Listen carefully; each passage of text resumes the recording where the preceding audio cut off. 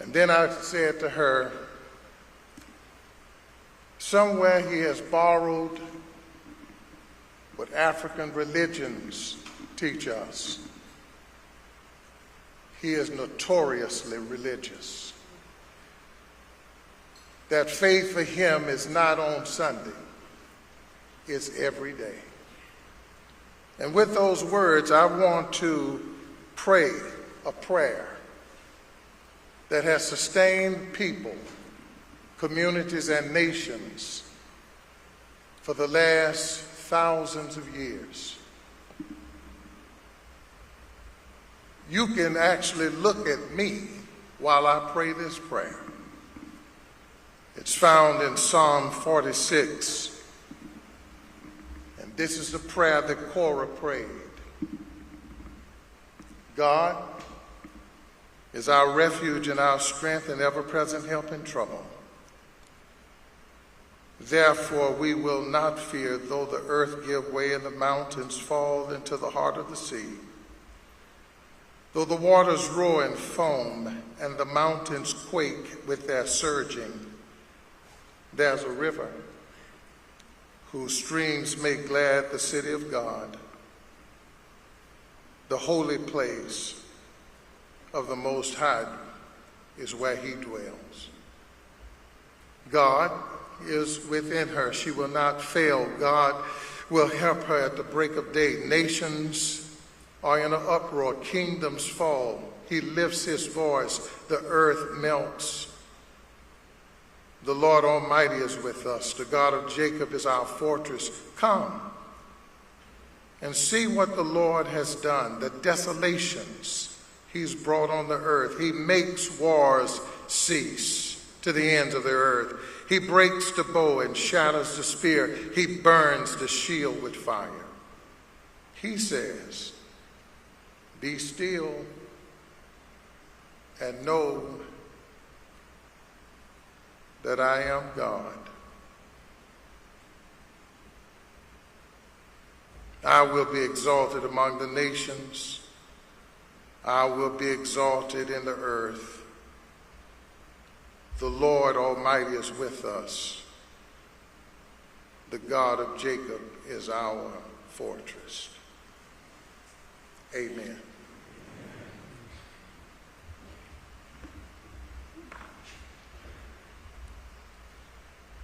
Please be seated.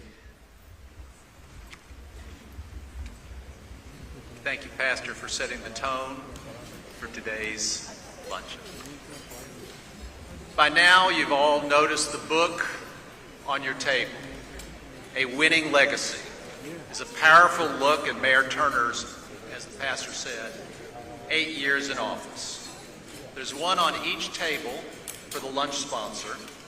There's a QR code for everyone else to download the book. And as soon as I leave here, I'm going to ask my 9-year-old grandson, Charlie, how to do that.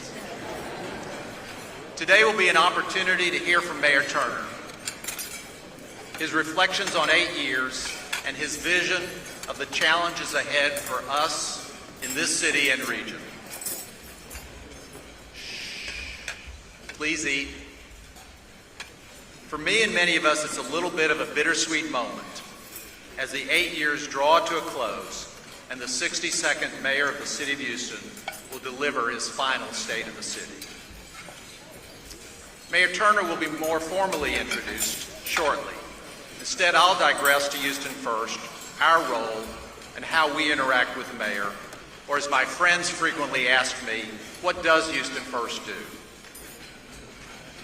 As Mayor Turner took office in 2016, which seems so long ago, as in pre-hurricanes, pre-pandemic, and pre-Beyonce setting Houston aglow this past weekend. Houston was set then to host Super Bowl 51, and it was a tremendous success. But not just for global exposure and economic impact, more so in laying the groundwork for Houston's convention and tourism business. The world saw Houston perform on the big stage, and the world took notice.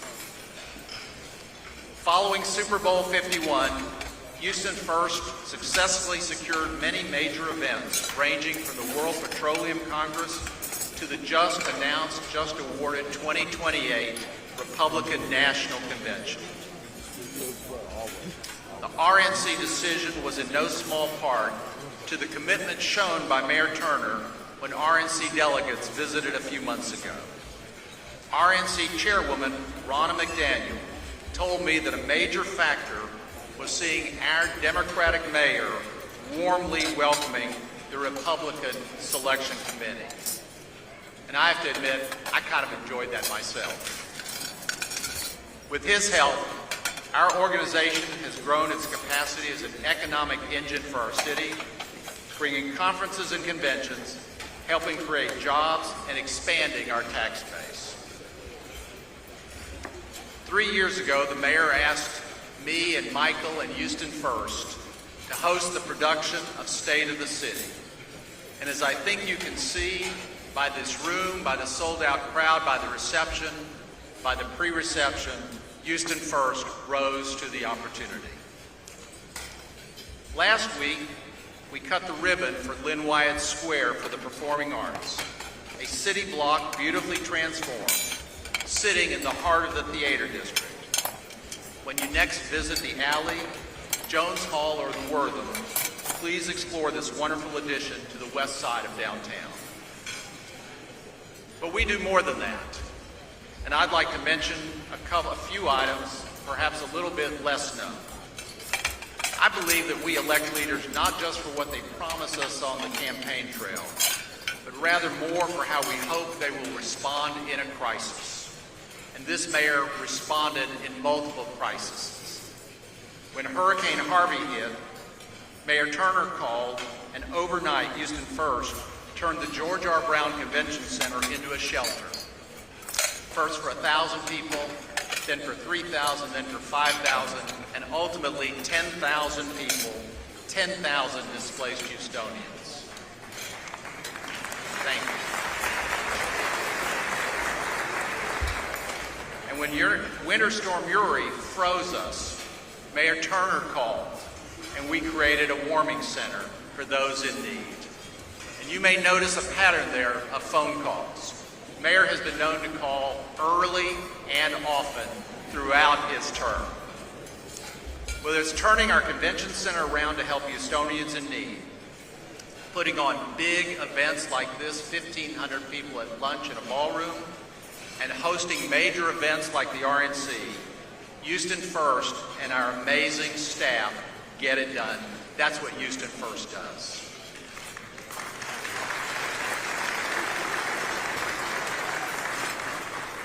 It's my pleasure now to introduce the Houston First President and CEO, appointed a little over 3 years ago, early pandemic, who has successfully led our organization through, as we call it, through to the other side. Please join me in welcoming our CEO, Michael Heckman.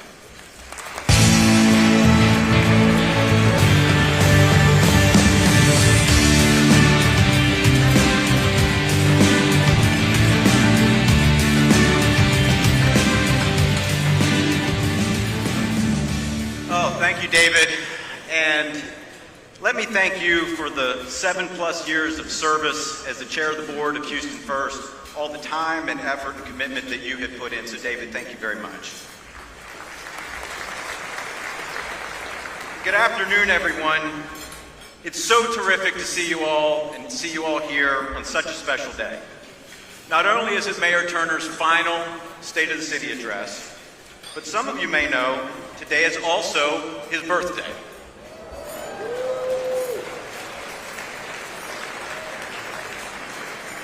This room is packed with another sold-out crowd, the third consecutive year for the State of the City. In fact, over the past 3 years, nearly 5,000 attendees have turned out to hear these addresses. And we at Houston First are proud to be able to have the privilege to produce this event. We do events of all kinds all year, but this one always has special meaning.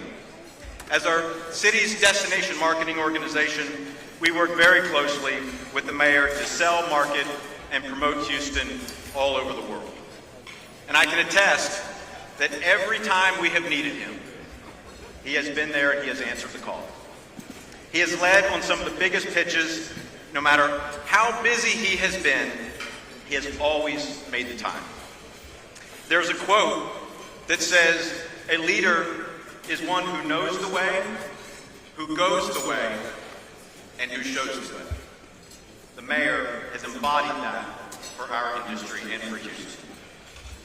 He also has a great sense and appreciation of the importance of our mission and what we do to create value for our city and a strong brand for Houston.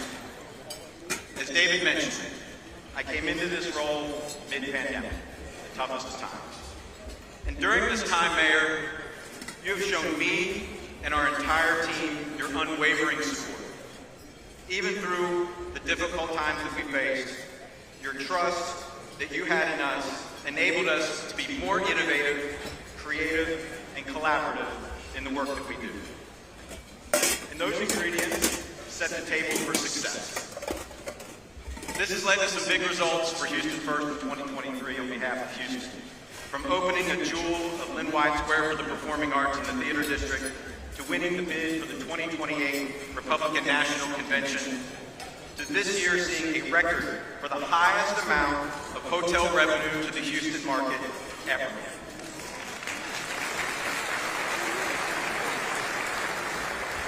And of course, and due to the mayor's vision, we were able to pass game-changing legislation in Austin to transform our convention district in the years ahead with approximately $2 billion of state funding over the next 30 years. This would not have been possible without the hard work of bipartisan sponsors of Senate Bill 1057, Senator John Whitmire and Representative Sam Parks. I appreciate them both for agreeing to take up the bill and doing the hard work to ultimately get it across the finish line. Let me add my gratitude to all of my colleagues at Houston First who inspire me each and every day. They are the ones who are executing and delivering on all of the huge objectives that we have in front of us. I'm constantly in awe of what they achieve for Houston. So please give a round of applause for all of my colleagues at Houston First.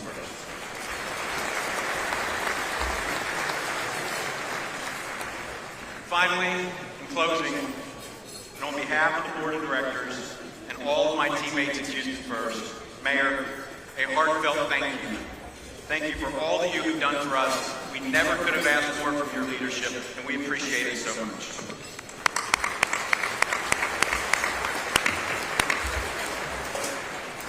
Now, I have the pleasure of introducing today's event co-chairs, who we've had the pleasure of working with to prepare for today, and who have done just a terrific job. Please join me in welcoming to the stage Fraser Wilson of Shell and Cindy Clifford of the Clifford Group.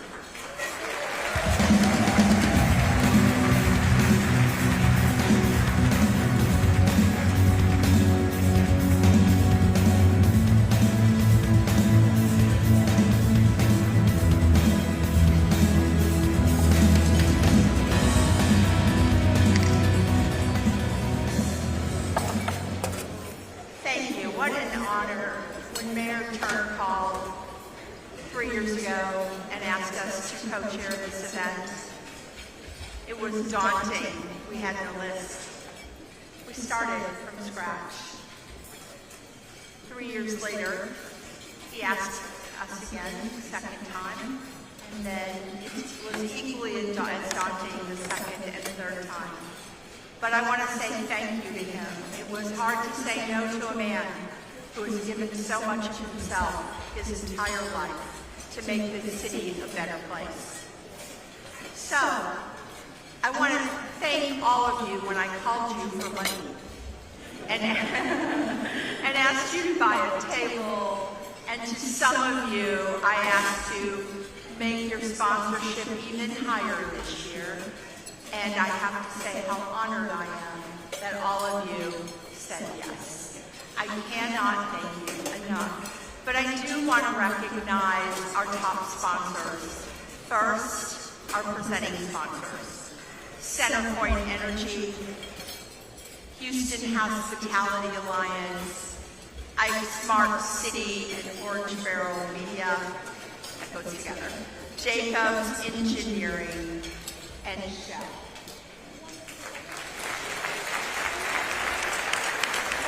For our platinum sponsors, we have American First National Bank, Carollo Engineering, Cigna, Citgo, all our friends at Comcast,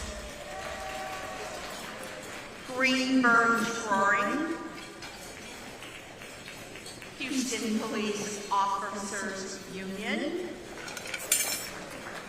Keeping Us Well Every Day, Kelsey Seamold, Cage, Port Houston, and all our friends who are bringing things through that port and getting it to us at Union Pacific. Please give them all a round of applause. As co-chair of this event, along with my friend Frazier, we were responsible for so much. Selling all the tables, organizing decorations, helping pick the entertainment, all of it. But it could not be possible without several people that I personally want to recognize. From Houston First, these three guys, if you're in a war, you want them in your foxhole. Todd Holloman, Paul Casso, and Steve Miller.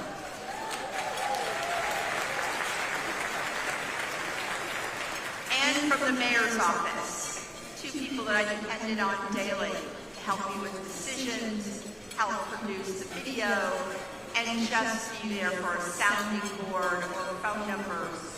I could never thank Mary Benton and Walter Hamrick for all of their help. This is a labor of love. A love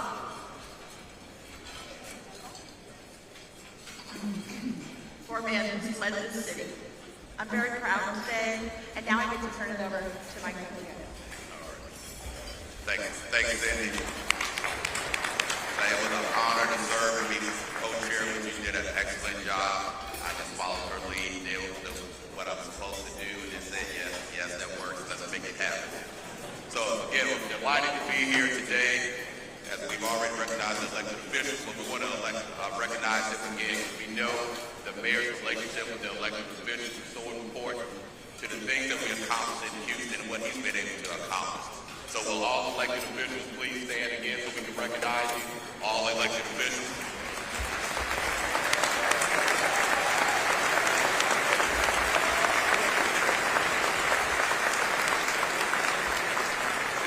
And we know a lot of people continue to contribute throughout the year to make everything run smoothly in the city. So we also want to recognize all the appointed officials.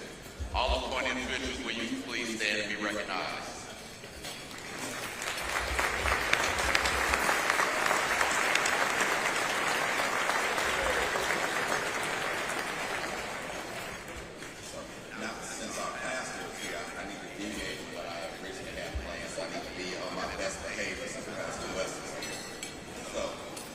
So, Mayor, we definitely want to recognize you for what you've done, what you've been able to accomplish over the past 8 years. We realize through your leadership that God really has his hand on Houston. Through the storms that we've endured, through the tough times that we've experienced, through hurricanes, COVID, tough economics, and legislative challenges, you have led Houston with a steady hand, and you continue to be an advocate for Houston throughout this world. And because of you, we continue to make great strides in accomplishing the goals that this city has and what you envision for this city. Now, Pastor, I do listen to you during the sermon, so I'll throw in one for you. James 1 and 2, consider it pure joy, my brothers and sisters, whenever you face trials of many kinds, because you know that the testing of your faith provides perseverance. And we know that the mayor and the city has persevered a lot, but what's really important in this, God knew what we needed instead of what we wanted. We wanted the mayor several years ago when he ran, but that was not the time. We needed him for the time that we experienced through COVID, through a hurricane, because of those relationships that he was able to develop, we were able to come through it shining because of what he continued to do, that early sacrifice and that commitment, preparing him for a time like now. He was prepared for this time, and we benefited because we received what we needed instead of what we wanted. So, Mayor, we appreciate all that you've done for your success. You continue to remain in the community. You always represent the 4-4, where you were raised, and you still stay there to represent the 4-4 to the fullest. Your career has provided an opportunity for you to speak and walk with kings, presidents, and CEOs, yet you have maintained a common touch. So again, Mayor, you have been a mayor from all of Houston. We appreciate what you continue to do, from your 2 steps and your electric slide on the stage, to you singing off key, singing Beyonce as loud as you can. You continue to be the best mayor for this city, for this country. And make sure I put my glasses down. And you are our mayor. Forever we'll love you for what you do. So thank you again. Everyone in Lewis, enjoy your lunch.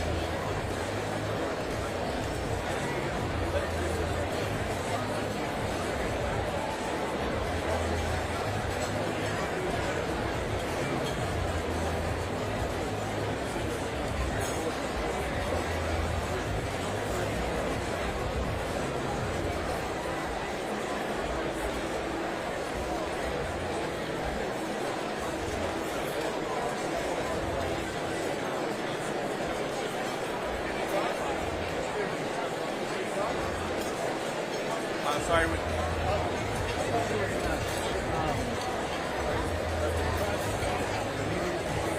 I can ask you guys about that. Yeah, it wasn't me. I just walked in here right now.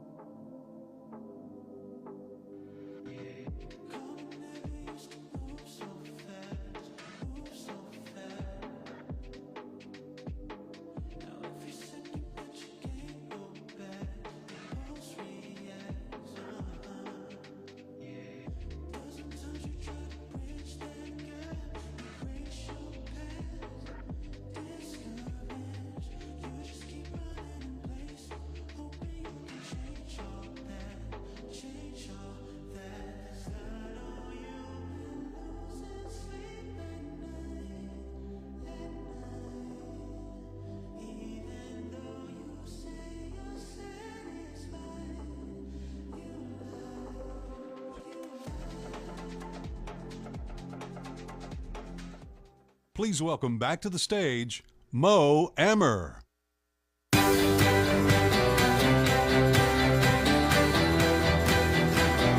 Hello, hello, hello.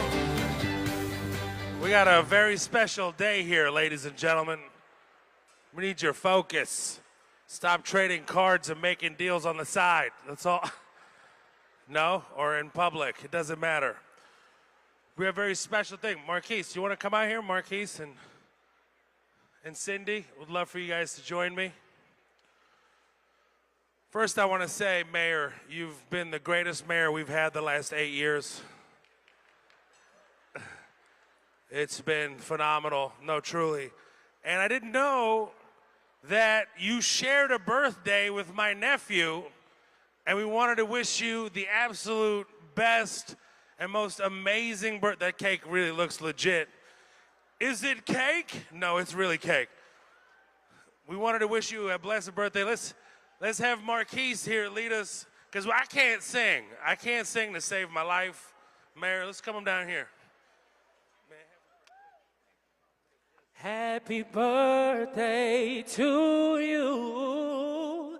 Happy birthday to you. Everybody, happy birthday, Mayor Turner. Real loud.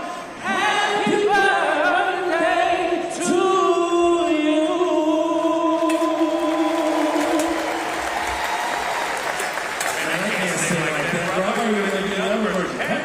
birthday to you. Are you gonna leave me right now, Marquise?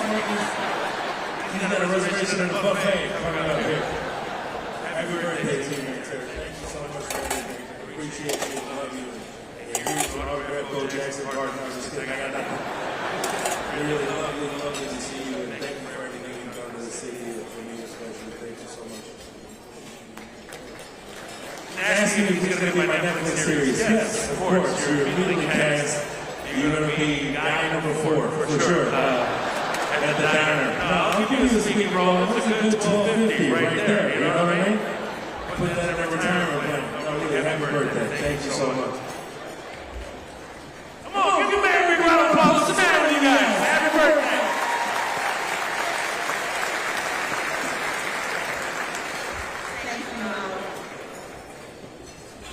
Impact. When I think about Mayor Turner, I think about the impact he has made his entire life.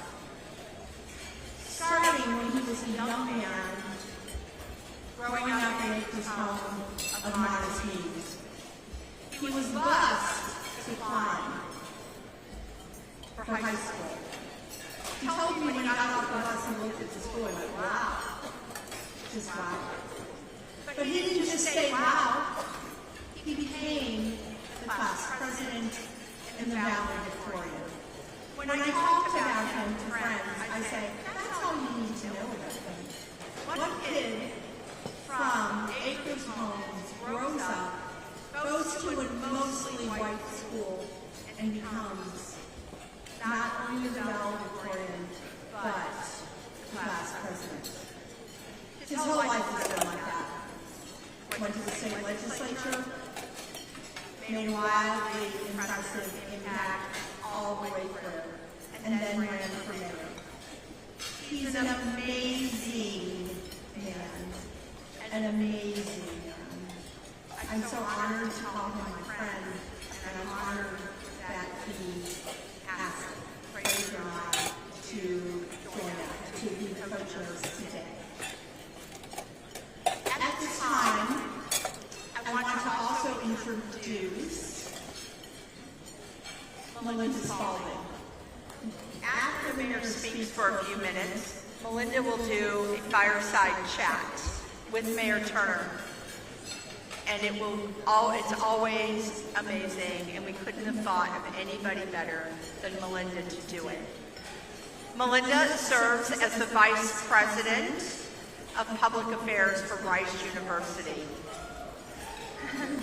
Many of you will know her, though, because of her long anchorship of the evening news and KRIV Channel 26. She won an amazing amount of awards for doing that, and then took her career to TSU, where she also served as Vice President of Public Affairs, or I think it was called Advancement there. But wherever Melinda goes, she makes a difference. She's been through this administration with us and long before. So, she will come up afterward, and now please enjoy a very brief video about Mayor Turner.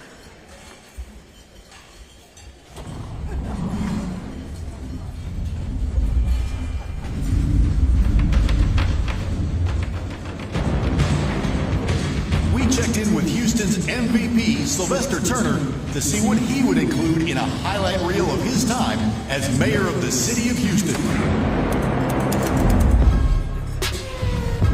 Kicking things off at number 5, throwing it back to Inauguration Day, January 2nd, 2016. I remember getting sworn in at Jones Hall. After that, I don't even remember how I got to City Hall.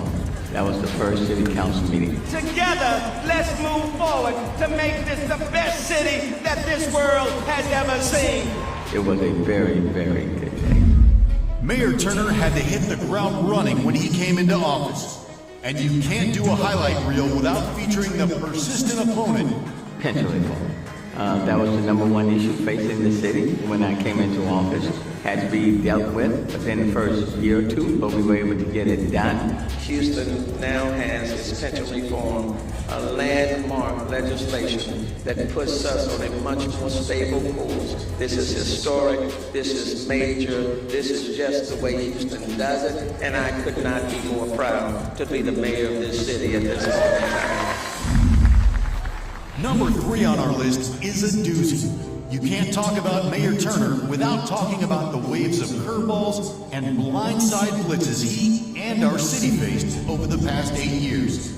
Came into office in 2016, tax day flood in April 2016. Harvey was in August of 2017. 52 inches of rain. 6 years later, not enough rain, but a hell of a lot of heat and a drought. And then we had to deal with COVID-19. We weathered that storm again. The people of the city of Houston came together like never before. Houstonians have learned how to deal with the hand that we have been dealt. And we still move forward. Bringing us to number 2. During his tenure, Mayor Turner ushered in the establishment of major innovation and technology hubs in Houston. Houston is truly now a smart city, and the innovative ecosystem is really sprinting along in the city of Houston. Before we cross the finish line, we have to toss in an honorable mention. Mayor Turner has been known to crack a joke, cut a rug, and get downright silly sometimes. Even though we've dealt with some very serious stuff, we've also found a lot of time to laugh, to dance, to sing, and quite frankly, to build a very strong relationship and fellowship with a lot of Houstonians. And now, to bring it all home. Number 1 is watching the fruit of his labor, his initiatives, improve and energize our city many times over. One complete city, regardless of who you are, where you come from, what language you speak, what your sexual orientation may be, or your religion. We are all a part of one city. In our city, we work as one city.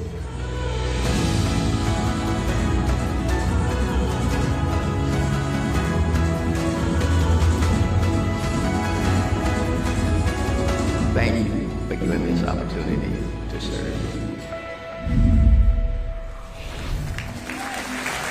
Please welcome to the stage the Honorable Sylvester Turner, Mayor, City of Houston.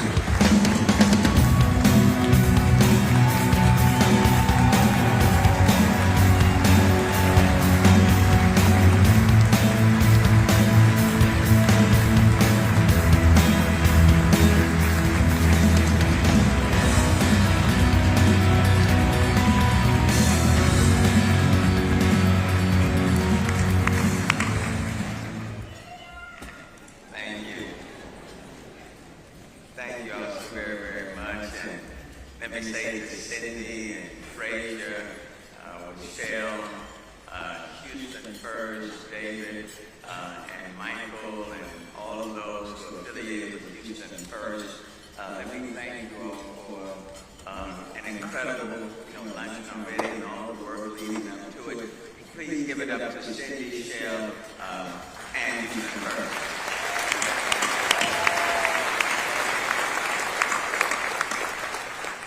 Thank my pastor and First Lady, Ralph D. West and Sharita West, for honoring me and for being here and for their support and the church over the last, well, really for me, 35 years at the church, and for them being here this morning, I'm going to go over here this morning from Waco, Bailey to be here, so please give it to my pastor as well.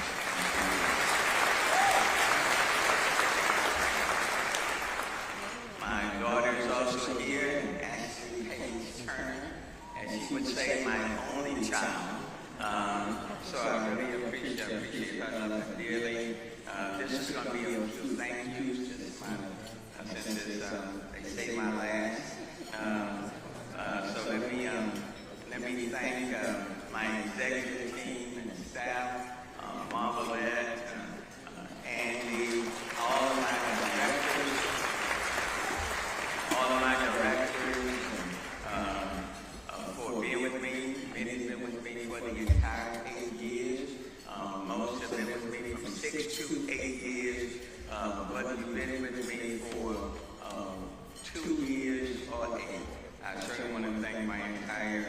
executive team, and I want to thank the people in this city, 2.3 million Houstonians, for being very supportive, not just of me, but of their city.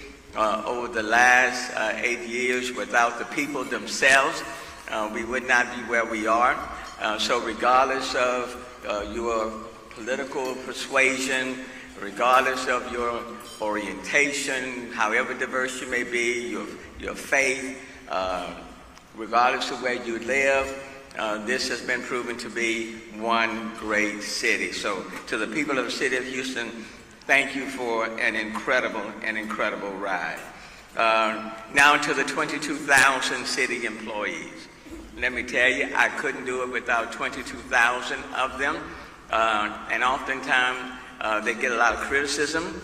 I tell people you can easily find some low-hanging fruit at the city of Houston. If you need to do a story, you can come to the city of Houston on any day, and you can find some low-hanging fruit. But 22,000 employees, through the storms, through COVID, through social civil unrest, through Winter Storm Uri, through extreme heat, these employees show up, and they really represent the city well. And today, in my final deal, I want to give some special recognition to some of them who represent those 22,000 employees. The people standing before you were nominated by their department directors for their exemplary work, but representative of all of the employees in their respective departments. And so today, if you will help me at the end, Nicole Brooks from Housing and Community Development, Yanette Calderon from the Office of Chief Resilience and Sustainability, Linda Callis from ARA Payroll, Grace Chavez, the Mayor's Office of Cultural Affairs, Michelle Duvall from the Mayor's Office of Communications, Gabriella Finney from HTV, Jamie Flores from the Municipal Courts, Alejandra Garcia, Planning and Development, Ophelia Gomez from the Houston Public Library, Vanessa Graham Morgan from the Mayor's Office, Kayleen Henderson from the Health Department, Scott Kenyon from the Mayor's Office of Special Events, Troy Lemon, City Secretary, Andy Mateo from the Mayor's Office of Government Affairs, Jessica McGowan from the Mayor's Office of Education, Levi McGuire from Finance, Tom Munoz from the Office of Emergency Management,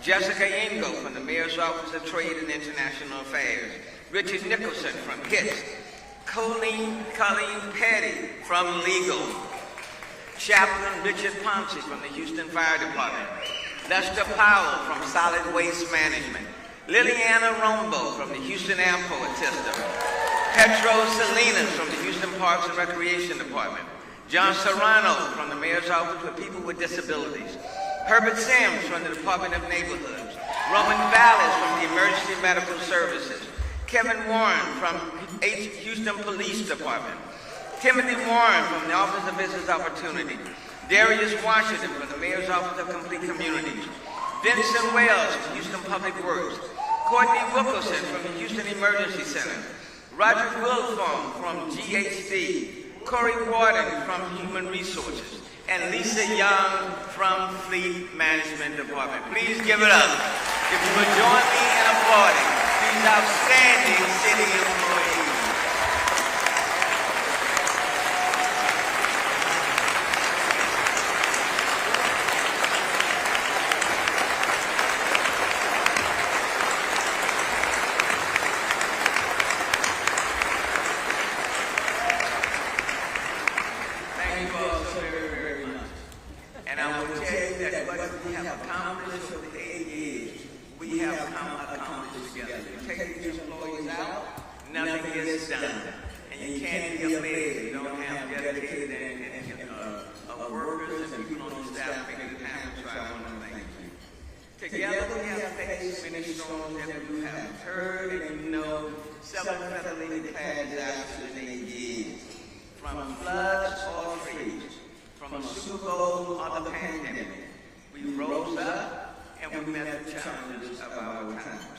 From inequities in neighborhood investments to to billions of dollars in unfunded pension liabilities. From one safe Houston to one clean Houston, we confronted each issue head on, and we set the city on firm footing. From the tax day floods, Harvey, and Tropical Storm Melvin, we launched, we did in Houston, the Climate Action Plan, we focused on energy transition, and leaving the next generation better aware and better prepared for the future. From being a national leader on reducing homelessness, to providing summer jobs to 20,000 of our kids just this year alone, to being named the first child-friendly city in the United States. We can take pride as Houstonians that we are the envy of so many cities across the country. We are the energy capital of the world, but yet we purchase more renewable energy than any other city in the United States. We beat out New York, LA, Philadelphia, you name it. We lead the country in renewable.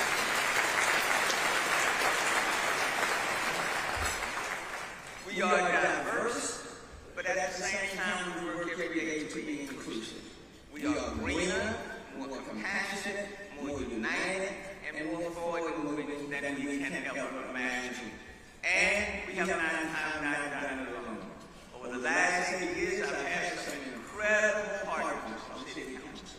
We have not always voted together, but most times we have. And every now and then we have a few council members who just want to keep me from having a perfect record, so they may voice a little opposition along the way. But in their hearts, I know they wanted to vote with me. I just know they did. If you are a council member now, or you've been a council member the last 8 years, will all of the council members in this room please stand up? All of my council members stand up.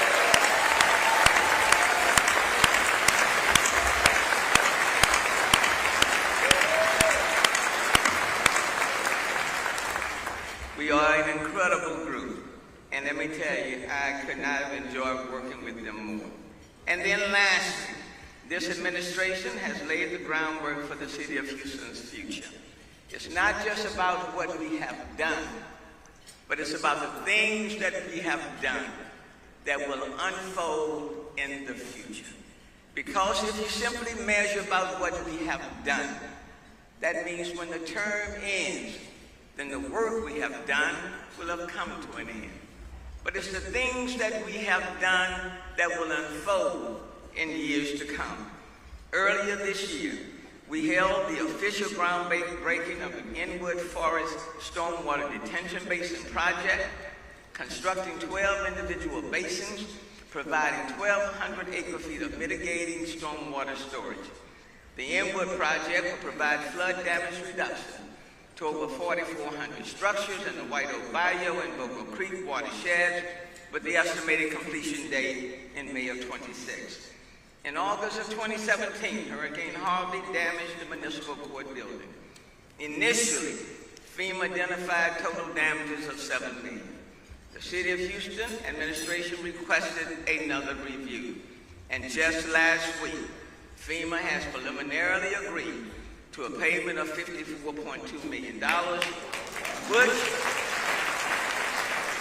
which when combined with what we have already set aside, will finance a totally new municipal court building. Yesterday, we cut the ribbon on the solid waste Northeast transfer station. It will be built in March of 2025. The North Canal Stormwater Project is currently in design. The Lake Livingston Flood Water Gate in Kingwood is currently in design. The I-45 expansion project is moving forward. The Sunnyside Solar Farm, which will be the largest urban solar farm in the country, will be operational in 2024. The $250 million Ismaili Center, the 7th in the world, will be completed next year. Metro is moving forward on 3 priority corridors right now. Will be completed very soon. The University Corridor for Metro, the longest in the nation, is already in the president's budget of $150 million. That's the seed funding, with more to come.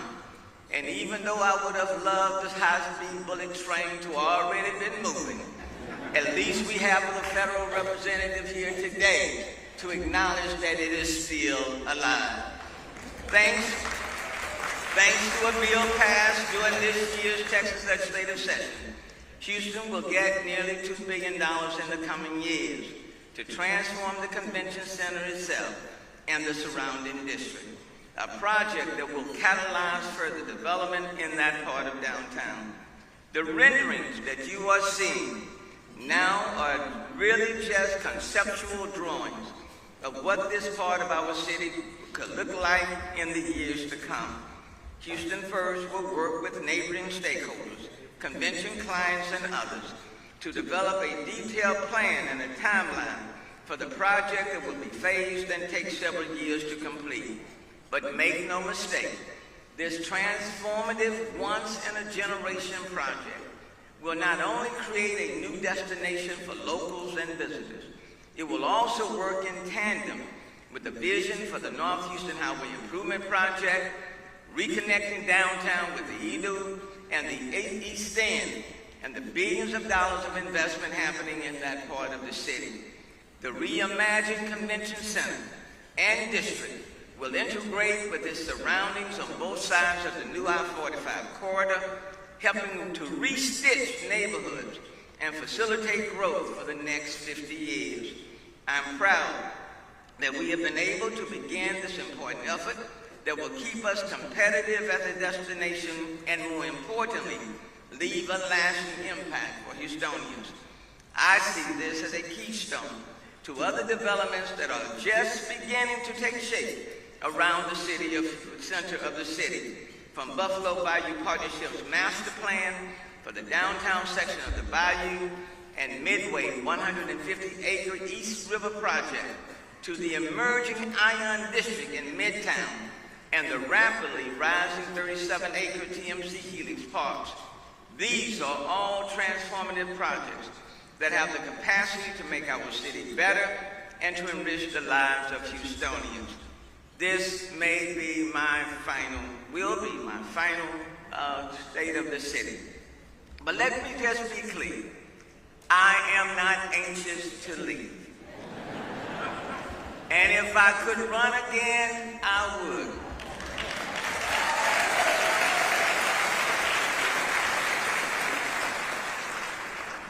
But a word of advice for those who seek to follow me. Be careful of what you promise. Be careful on how you criticize, because you haven't looked under the hood. But what I can say to the next mayor is, when I inherited a city of $160 million in the hole and an unfunded liability of $8.2 billion, I will hand to whoever the next mayor will be, instead of $160 million in a hole, we'll give you a surplus of nearly $420 million.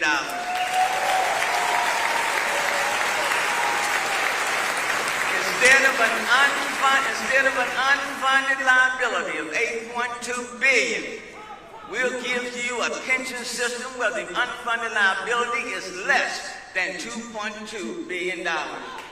We'll give you a city that is still united, even though how diverse it may be. We'll give you a city that's more united.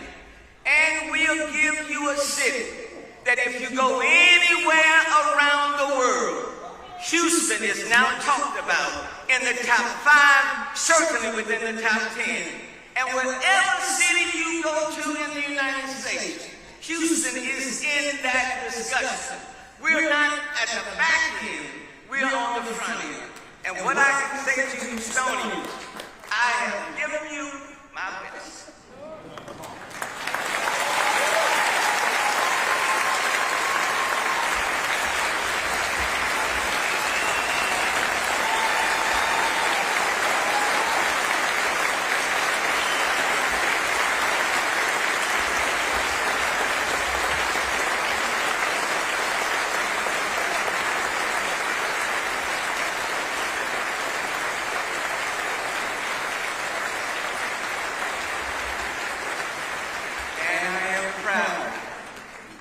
very proud of the city that I shall pass forward.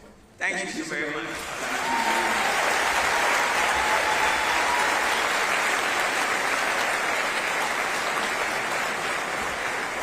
Mayor Turner, another round of applause for your mayor, Sylvester Turner. I feel like I need to stand you. You took us to church as you took that look back. And first of all, thank you. Thank you. I feel like we need to have some birthday cake and coffee up here for this conversation. It's one of those days. So we've talked a lot about this day, and thank you, first of all, it's my honor and pleasure to participate in this conversation. And it will be a conversation. It's going to be upbeat. So I have to tell you, Mayor, because I know you're just coming down, right? So I'm going to give you a second.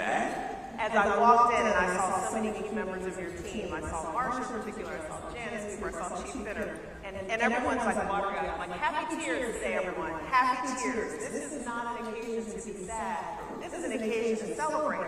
But then Chief Fitter said it wasn't too short, I might have to hand him a tissue, so I just how you today. So I noticed the importance of acknowledging your team. I watched your chief of staff, Marmalette, shake every single person's hand before their name was called out today. Let's start with that. You talk a lot about collaboration. Let's talk about the power of teamwork and how you put your team together. No, one is each one of them is highly capable. Yes. You can have you can put a team representative so and so and so and so, but they need to know what they're doing, and they need to know their jobs. When you have a city of 23 departments and 22,000 employees, you know, I don't care who you are as the mayor. You're not going to be in every one of those departments 7 days a week. You're not going to know all 22,000. So you need to have capable, dedicated directors, and you need to have capable people up and down in those departments. And the people that you saw today represented the best of the best. And they are the ones through the storms. They've kept the city going. Through COVID, they kept the city moving. Through difficult, tough, challenging times. They take pride in what they do. And I couldn't do my job without many of the city, well, without all of the city employees that are in this room and those that are not in this room. And I appreciate them, and I want to thank them. So this state of the city is for them, even more so than it is for me. I feel like they deserve another round of applause. So this book, that's a gift for everyone. Oh, who is that guy? He looks pretty good. Yeah, he does. You know, I taught Mayor Turner about presidents of the United States, how they gray over the years. Well, you've maintained the same look, the same haircut for the most part.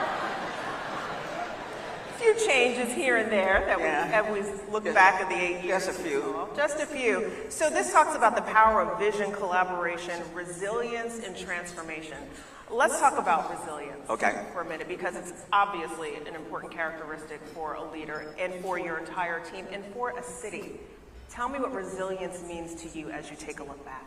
Well, basically, I don't care how prepared you may be or you seek to be, an organization is going to experience shocks and stresses.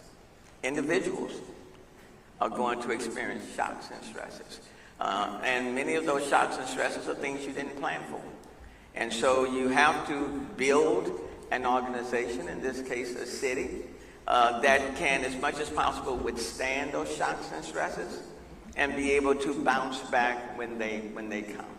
Let's use Hurricane Harvey. A lot of rain, but unless you put systems in place and people in place, when those type of events come, your city still you have to weather the storm, and then you have to come out of the storm, and then you have to be stronger after the fact than before. So you build forward, you don't build backwards. If you build backwards, you build back for failure. So you have to build forward. And that's why we came forward with the Resilient Houston Plan in 2020 and the Climate Action Plan on Earth Day of 2020. And in all of the departments, we kind of assess, what we learned from that previous event, and then how can we better prepare for the next one. And if nothing else, you simply have to have the right people and the right systems in place such that when things come, and they will come, you have to be able to take it and bounce back from it and go back and move even more so into the future than were you in the past. And that's organizations. Sometimes it may not be an organization, sometimes it may be personal. Right. So I have my own personal event. And so even when the situation came my way, the cancer, for example, the question is, how do you deal with your situation? And at the same time, continue to deal with your responsibilities. And you find a way to weather the shocks and the stresses, and you keep going forward. I'm really interested in your routine as such a great leader, because you have to motivate your teams, you have to motivate yourself, and you have to keep going. Do you want to give us some insight? You keep a very busy schedule.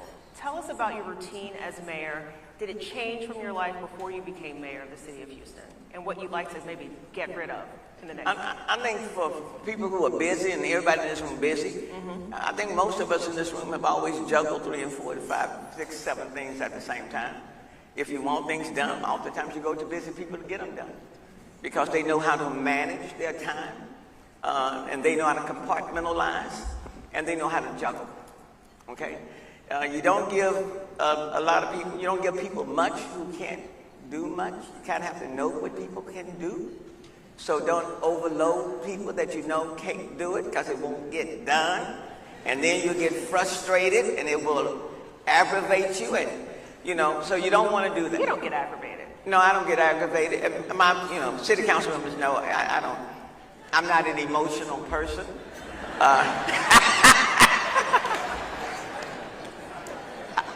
I was just talking to my pastor over there. I told him, Pastor, I said a few words the other day. I asked the Lord to forgive me. They came out before I realized it. Y'all know I'm from Acres Home. The 4-4, Frazier said 4-4. Let me tell Frazier, it's 4-4. Okay? So every now and then, even under the best of times, but a martyr who sits next to me, just like at city council today, she told me, she said, don't go there, Mayor, hold it. So you have to have people close to you, you got to know you. But I think number one, if you're going to be a leader, you got to lead. And you got to be out front. If you want people to have a good, solid work ethic, then you've got to demonstrate that. I try to, and you can't lead the city just from City Hall. Okay? Which explains your schedule. Right. When you have the most diverse city in the United States, people want to see you in their neighborhood. People want to see you at their events. And sometimes people want you at their table. You can't tell people all the time, well, if you want to see me, come to City Hall. That's not the way to lead the 4th largest city. So you have to embrace that diversity, and people have to feel as though you are embracing that diversity. And relationships matter. Okay? Now, my term is going to end on December the 31st, but my relationships will continue. Friendship doesn't end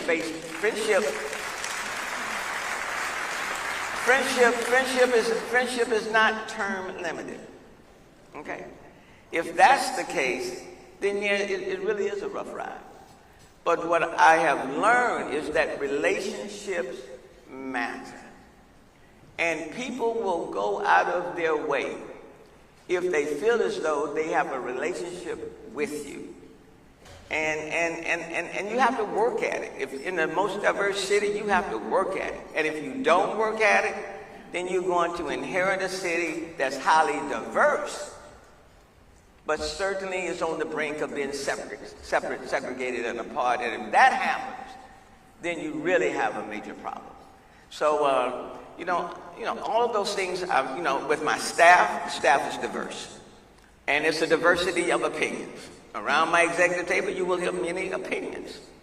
And people have opinions. And I have nothing wrong with that. I think that's a good thing. But I also know that when I called the play, after I heard you out, and I called the play, let's run the play. That's it. You can't have 3 quarterbacks and then everybody throwing the ball down the field. Give me your opinions. I want to hear you. But at the end, if people expect me to call the play, and then collectively, we have to run it. But collaboration is part. We saw that when we dealt with Chapter 42 today on livable places. And I tell you, 6 weeks ago, people were all over the place. But today, City Council, you had City Council members, you had the Greater Houston Builders, you had the Houston Area Realtors, you had some of the stakeholder groups, all came together. And quite frankly, it was not acrimonious at all. And I think that's when the City of Houston is operating at its best. Excellent. You talked about relationships, and I'm watching our time because you are the quarterback, and you said, Melinda, make sure everyone is out of here by 1:30. That's correct. I'm going to do that. That's correct. I will, is it run the play or follow the play? Well, no, you running the play. I'm following you. Okay. Thank you for that direction. So let's talk about your relationship with the business community and how essential that was to your success over the past 8 years. Well, I would tell you, the business community was very instrumental on the pension reform. City Council came on board, the unions. I want to thank the union groups for coming on board. Then City Council came on board. The business community came on board. They were very instrumental in Austin in getting the legislators to come on board, so they've been critical. On most of our trade and investment missions, they've been done in collaboration with the business community, Greater Houston Partnership and others. They've been very instrumental. With respect to what we're doing, for example, incomplete communities, that's being done highly in collaboration with the business community. The Sunnyside Solar Forum, for example, that's been done in collaboration with the energy sector. What we're doing at the Bethune Empowerment Center in Acres Home, same thing. The Bezos Academies that we are setting up in several places throughout the city of Houston where parents are not having to pay. That's being done in collaboration with the business community.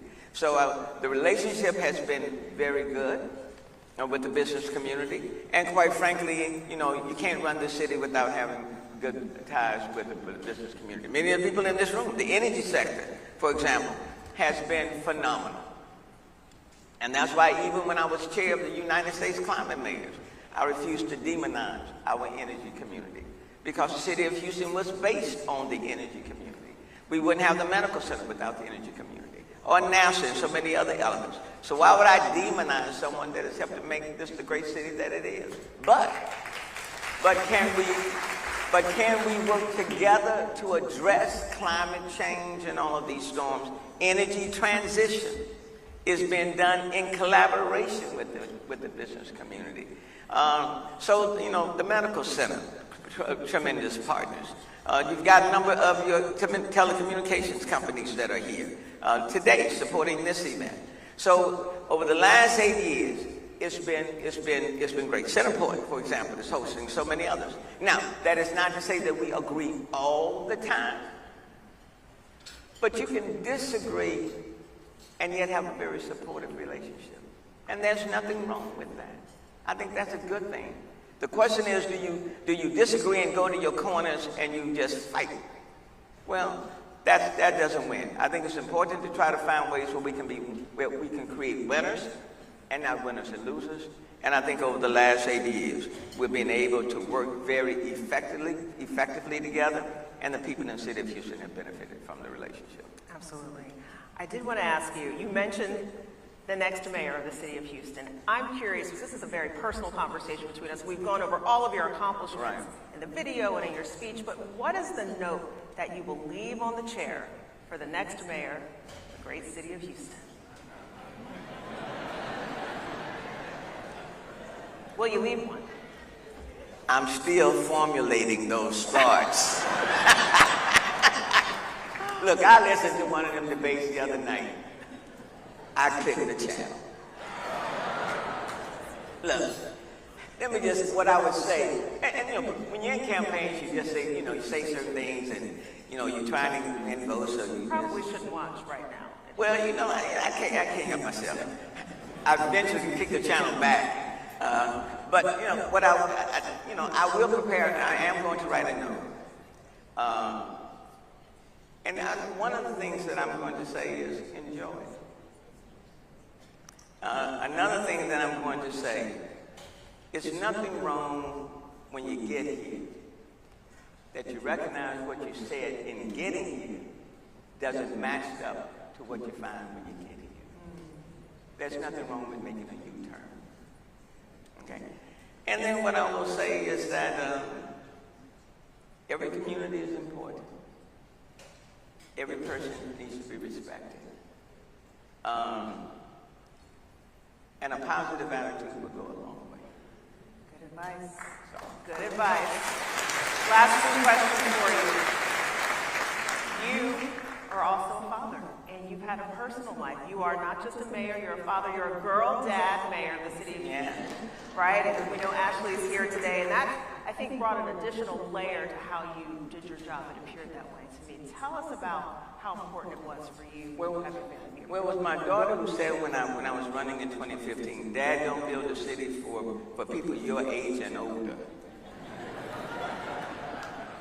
Initially, I didn't know how to take that. You know, because I was her daddy, so I just kind of smiled. And then she said, but build a city for people my age and younger. And I took that to heart. It is important that you build a city not for just today or yesterday. Yesterday is gone. And if you try to build a city on yesterday's model, you have already failed. And by the end of the day, today will be gone. And so you have to be futuristic in your thinking. One of the things that I did, and I'm proud of it, the person over boards and commissions. I've had 3 chairpersons. Not one of them has been older than 40 years old. Not one. And what I said to my chairperson, I'm putting you in this position, you're boards and commissions. If you don't put people or bring people to me who are your age and younger, then that's your fault. Because I'm putting you in charge. So take a look at all of these boards and commissions and see who's been there for a long time. Or see if there's not enough diversity on these. And then bring me people that will be reflective of where this city is going. So I think it's very important to build a city that's futuristic in nature. Because you can't capture yesterday. And quite frankly, you know, people are coming from all over the world. There are things that they are looking for. And you know what my daughter said to her dad, the city still needs a little sizzle and some pop to it. Well, I agree with that. Okay? So I think that's critically important. That you have to project this city into the future. And as this poet once said, children are messages that we send into the future, to a world we ourselves may never see. What sort of message shall we send them? And it is very important that whatever we do, that we build the city for a tomorrow that has yet to come. And then I think we'll be prepared for what comes down the road. Well, speaking of what's yet to come, you know I have to ask. Seems like you have a lot more work left to do and a lot more energy to use. What is next for you, Sylvester Turner? You know, the more I think about it, you know, I don't know why I should leave. I should just stick around. Wouldn't that have to push you out? Wouldn't that be a story? But in terms of the future for me, quite frankly, that is in God's hands. And I'm not trying to be, you know, oh, there you go, holier than that. You know, I'm not. What I'm saying is that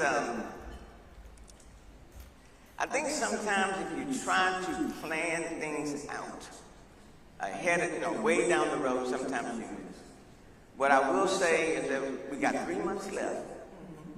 We're going to work the next 3 months. And tomorrow will take care of itself.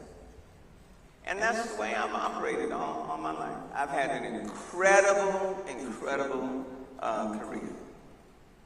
I take nothing from a journey. These 8 years have been incredible. And I have enjoyed every single minute. No question about that. Quite frankly, over the next 3 months, I'm just going to take the time to soak it all in. And that's why I look over this audience. You know, after today, I'll never see in this setting again. So for the next 3 months, after dealing with 7 federally declared disasters, social and civil unrest, COVID that just won't go away, Winter Storm Uri, extreme heat, drought conditions, I think over the next 3 months, I'm just going to take it all in. And whatever comes next, for me, will be just icing on the cake. That's the Mayor Sylvester Turner, happy birthday. Thank you. Congratulations. Thank you for allowing me to be your mayor. Take it all in. Take it all in, Mayor Turner. Take it all in. Thank you all for joining us today. Listen, I follow the flag. Thank you for being on our program. Have a great afternoon.